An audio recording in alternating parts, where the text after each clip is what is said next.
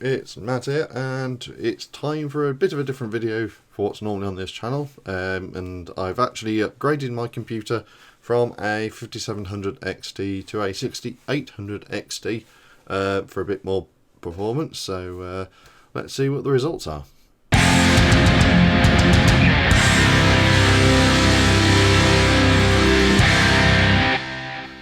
So obviously upgrading your graphics card is normally a surefire way to get a bit more performance out of it, and the PC I've currently got has been in use for at least the last 3 to 4 years, and it's had various little bits of upgrades along the way. So it's had at least, I think it's had either 2 or 3 different CPUs inside it. It's certainly had, I think by this point, 3 graphics cards, 3 to 4 graphics cards of 3 different models inside it. So it's been a bit of a Frankenstein machine over the years, and it's had a few of the upgrades as well, like it's gone to liquid cooling for the CPU. There's been a few other bits and pieces. So obviously it's still on its original motherboard, which was a X550 Gaming Tough from Asus. Which has seemed to have been reasonably good. It's quite a good sort of board for the price. There's not lots of RGB on it, so if you're an RGB fan, it's not for you. But there's plenty of hardware in it. It's got good performance, and it seems to have been doing its job quite well. I've certainly not had any issues with drivers or anything else like that. But anyway, time to get on with the actual upgrading. So obviously it has upgraded, so there should be some before and after shots, probably about here. I'll just make a note that it's at the almost 2-minute mark.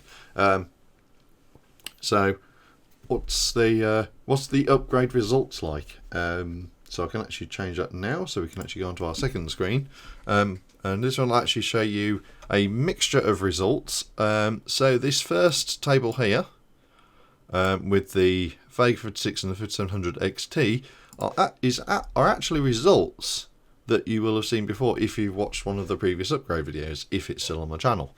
So basically this was when I was still rocking a Ryzen 7 1800X, which was the first release of Zen, and you can see here the highest temp record was 79 degrees C, and it gives you a little bit of a show about how much of a performance increase I obtained by going for a Vega 56 to a 5700 XT. So at the time, I would have bought the 5700 XT. I would have sold the Vega 56, and since that 5700 XT, that 5700 XT was actually sold because it was a stock 5700 XT, and I've actually, because at the time I sold that when graphics cards were really up in price, I actually sold it for more than I bought it for. And then I've actually been using the second-hand one from my brother, so I've kind of been okay with that. So this 5700 XT will have a slight bit more performance because it's an aftermarket design rather than the stock one, and obviously in addition to these results, the driver maturity will be a lot different. So obviously these drivers with the graphics card that was in here were a lot more mature. And the other thing to point out is that obviously I've changed CPU. So the original results were on the Ryzen 7 1800X, and the new results are based off an AMD Ryzen 7 5800X. So obviously we've jumped, I think it's 2 families of Ryzen. I'm not sure. It seems to have been a long time. So obviously you will notice that these results do have some slight differences between them, and that's basically it. You know, we're running a more modern CPU, the drivers that everything is using is a bit more mature, and of course the BIOS that's on the motherboard is a lot more mature from when these results were originally released. So again, going on from that, you can sort of see that between the current 5700 XT results and the previous ones, we've had about 1,000 increase. For Firestrike Extreme, we've had about 700 for Firestrike Ultra, and for Time Spy, we've had about 1,080-ish or something like that. So it's not a So it's a reasonable increase just in changing the CPU and having some bit of drive maturity, but again, it's not that much big of an increase. So we've gone to the 6800 XT. Now 6800 versus the 5700 XT is quite a bump in terms of what's in there, in terms of the rendering and the memory. The memory I think is double between the 5700 and the 6800. Going from 8 to 16. I will just check that just to make sure by going to Task Manager. Performance. Yep, so memory's in here, 16 gig. So that is a massive performance in terms of increase for that. And obviously with the 6800 XT, I've actually got ray tracing capabilities as well as the Infinity Cache activation, because I've got one of the CPUs and one of the graphics cards that will actually do that function automatically. So with that being said, you can actually see that on the results there's a roughly 80 to 88% increase in performance between the 5700 XT and the 6800 XT across the test results. And obviously I don't have the highest temp recorded here, and I'm not sure what that highest temp recorded is actually for, whether that's actually for the graphics card or for the CPU. So I wouldn't be able to actually confirm those results. Obviously on the previous video I might have said it was the graphics card, and I would believe if I was going to test graphics cards, I would have believed that the graphics card would actually be the temperature that I was talking about. So as you can see, it's a bit of a performance increase, and you know, it's been quite a marked difference. Now the one thing I would say is that I did do some benchmarking, and then so effectively I changed the graphics card over, did some benchmarking, and then the system sort of powered itself off and then had errors when it was powering back on, automatic, sort of recovering itself.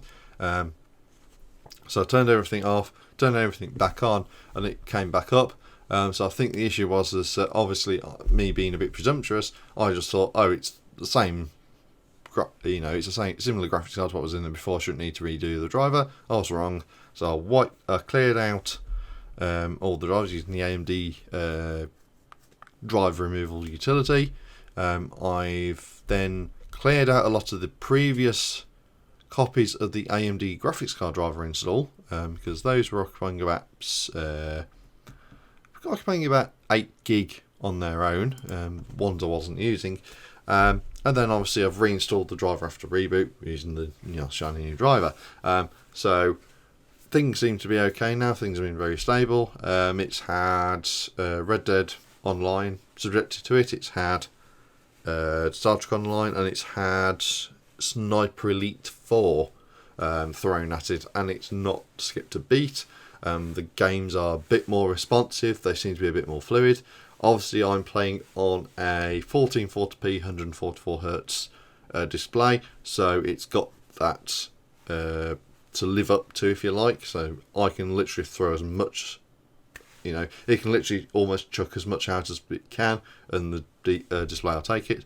I think I have possibly limited the frame rate to 120 because I don't need 144, and besides which, capping the FPS will actually kind of help performance slightly, because obviously it's not generating up to as many frames as it can. Whether it can actually generate the 144 frames is a bit of a difference, or certainly the refresh rate.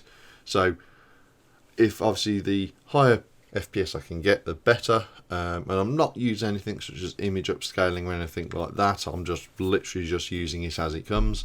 So there's been a good increase there. Obviously I would sort of star an asterisk this video with a couple of pointers. Both the 5700 XT, which is in there, which is currently in this anti-static bag here. This is actually a Sapphire Pulse 5700 XT compared to the stock 5700 XT. And the 6800 XT that's in there now, which is actually again a TUF Gaming 6800 XT, so matching the TUF motherboard. They're both actually B grade examples purchased from overclockers on their clearance section. Now, what do you mean by B grade? Well, B grade is effectively some customer returns. It might be that they've been damaged in transit from the manufacturer. There might be a few other bits and pieces wrong with them. So the graphics card, as it came, didn't come with any box, it didn't come with any manuals, it didn't come with any CDs for drivers or anything, if that is still a thing, and it didn't come with any cables. It was literally just the graphics card. Now, obviously, that does come with a bit of a risk because you only get a 90-day warranty. Now, 90-day warranty, you think it's about 3 months, that's not too bad. And to be honest with you, what I would say is if you're going to go down that route the same way I have, is that B grade models mostly seem to be fine. The graphics card I've had was still in its manufacturer's anti-static bag. It still had the manufacturer's seal on the anti-static bag, but it did have a bit of damage. There's a hole in one of the sides, so it's not perfect. That being said, it's still, it will still be covered by warranty. And I don't think there'd be any objection from the manufacturer for sort of said, I've put this card in, it's done what it's known to, I've not overclocked it, I've just let it do what it needs to do. And there might be some feedback with that, but I've not had any issues with my brother's graphics card, which again, that was a B grade example. The current card that's in is a B grade example. If I was going to have a major issue, it would have shown up with Sniper Elite 4 or Red Dead Online, because those are quite graphically intensive games. I've not had anything with that. I've not had any issues with the benchmarking when I ran that using a freshly installed driver.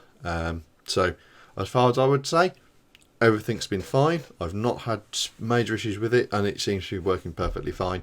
So I'd say that if you're considering an upgrade to a new graphics card and you're kind of pressed for money, try seeing if retailers will have a B grade or a clearance section, seeing if they've got those, even if the warranty isn't as good as the manufacturer's. If it's a B grade and it's just come from the box, pretty much like mine has, you've got nothing to worry about. And if you are worried, install it as quick as you can. Obviously do a clean driver install, and then throw a good chunk of heavy benchmarks at it. If you want to do something else as well, what you can do is actually do 3D Mark actually has something called stress test, which will literally run the benchmark for a duration of a time. And again, what that will do is that if you run one of those, that will then subject it to quite a lot of heavy performance requirements. And if there is any sort of hardware or issue like that, so some of those stress tests would actually capture some of those issues. So obviously if you get a random blue screen when it gets, 80 degrees Celsius or something like random like that, or when it's using a certain amount of memory, stress testing will actually identify that and will then, show that that's what the problem was. And obviously then you can change back to your old graphics card and do something like that. So obviously this card's been in here for about 4 days, I think it is, maybe 5. It's not been in there as long as I seem to think it's been in there longer than it actually has.